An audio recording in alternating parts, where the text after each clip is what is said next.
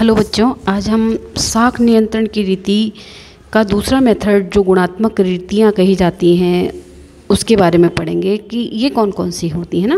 गुणात्मक रीतियाँ कौन कौन सी होती हैं। तो गुणात्मक साख नियंत्रण का उद्देश्य होता है कि किसी भी उद्योग विशेष या क्षेत्र विशेष के लिए साख की मात्रा को कंट्रोल करना। इसे चयनात्मक साख नियंत्रण भी कहते हैं। हमारे देश में गुणात्मक साख नियंत्रण का ही अधिकतर उपयोग किया जाता है। गुणात्मक साख नियंत्रण की विधियाँ अलग अलग है। यहाँ पर कौन कौन सी हैं हम जानेंगे यहाँ पर। तो सबसे पहला आता है सेलेक्टिव क्रेडिट कंट्रोल, चयनित साख नियंत्रण। तो गुणात्मक साख नियंत्रण की यह जो रीति है वो सबसे महत्वपूर्ण विधि है, मुख्य विधि भी हम इसे कहें। तो इस विधि के अंतर्गत चयनित या विशेष क्षेत्रों को ही साख कंट्रोल किया जाता है। इससे संपूर्ण इकोनॉमी पर इसका कोई प्रभाव नहीं पड़ता, बल्कि जो हम सेलेक्ट करते हैं उन्हीं क्षेत्रों पर इसका प्रभाव पड़ता है। इस विधि में बहुत सारी इस विधि के विभिन्न प्रारूप प्रचलित हैं। वो कौन कौन से हैं हम देखते हैं। सबसे पहला प्रारूप इसमें जो है, सबसे पहला प्रारूप है इसका कि डिफरेंट डिस्काउंट रेट, विभिन्न ब्याज दरें, है ना। अब विभिन्न ब्याज दरें चयनित साख नियंत्रण के लिए जो हमारा सेंट्रल बैंक होता है विभिन्न क्षेत्रों के लिए अलग अलग ब्याज और कटौती दरें निर्धारित करता है। अब जिन क्षेत्रों में साख का विस्तार करना होता है वहाँ उनके लिए ब्याज एवं कटौती की दरें कम रखी जाती हैं, और इसके विपरीत जिन क्षेत्रों में साख का विस्तार को रोकना होता है वहाँ ब्याज की दरें ज़्यादा रखी जाती। इस प्रकार हमें कहें कटौती और ब्याज दरों में भिन्नता के आधार पर साख को वांछित दिशा प्रदान की जाती है। ठीक है। फिर आता है दूसरा फिक्सिंग ऑफ मार्जिन। अब अंतर निर्धारण। तो व्यापारिक बैंक वस्तुओं की जमानत पर ऋण देते हैं ना। तो सामान्य रूप से वस्तु के मूल्य और जो हमारी लोन की राशि होती है उसमें 20 से 50% तक का अंतर रखा जाता है। अर्थात हम ये कह सकते हैं कि अधिक मूल्य की वस्तुएं धरोहर के रूप में रखकर हम कम जो है लोन देते हैं। ऐसा करने का उद्देश्य यह होता है कि यदि वस्तु के मूल्य में कमी आ जाए तो बैंक को किसी भी तरह का कोई लॉस न हो, और यह अंतर केंद्रीय बैंक द्वारा ही निर्धारित किया जाता है, और केंद्रीय बैंक इस अंतर को कम कर साख की मात्रा को बढ़ा सकता है ना। और इसी प्रकार केंद्रीय बैंक इन वस्तुओं के सीमांतर को बढ़ाकर उनके ऋणों की मात्रा कम कर देता है, जबकि कुछ वस्तुओं की सीमांतर को कम करके उनकी ऋण की मात्रा को वो बढ़ा भी सकता है।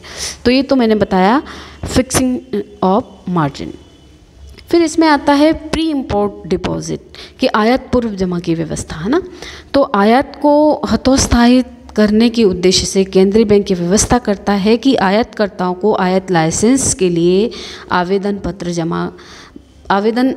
पत्र देते समय ही आयात मूल्य का एक निश्चित भाग जो है केंद्रीय बैंक या अधिकृत बैंकों के पास जमा करवाना पड़ता है। इस बैंक को इस राशि पर ब्याज नहीं देना पड़ता है, और इससे क्या है साख नियंत्रण का प्रयास किया जा सकता है। फिर ऋणों की प्राप्ति पर नियंत्रण। तो कुछ क्षेत्रों के लिए जिन्हें आर्थिक विकास की दृष्टि से महत्वपूर्ण नहीं समझा जाता वहाँ पर लोन देने पर प्रतिबंध लगा दिया जाता है ना, अथवा उनके लिए जो लोन की अधिकतम सीमा है वो निर्धारित कर दी जाती है। इससे उन क्षेत्रों में साख के विस्तार या नियंत्रण लग जाता है। फिर हम कह सकते हैं कि ऋणों की स्वीकृति और जांच जो है यहाँ पर एक उपाय है यहाँ पर। तो यहाँ पर विशेष क्षेत्रों के लिए ऋण को हतोत्साहित करने के उद्देश्य से हमारा सेंट्रल बैंक ये नियम बना देता है कि उन क्षेत्रों में ऋण देने से पूर्व बैंक की स्वीकृति लेनी होगी।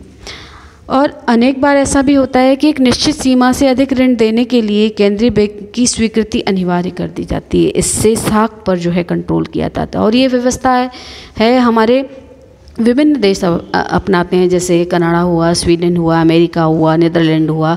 ये समय समय पर ऐसी जो है ये अपनाते रहते हैं। फिर उपभोक्ता साख नियमन।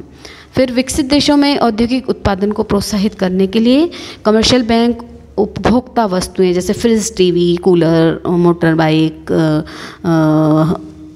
इनको खरीदने के लिए भी लोन देते हैं। तो उपभोक्ता ऐसे जो लोन होते हैं उनको इंस्टॉलमेंट में चुकाता है, इससे उपभोक्ता साख भी कहते हैं। तो साख की मात्रा को नियंत्रित करना हो तो बैंक ऐसे ऋणों पर प्रतिबंध भी लगा देती है।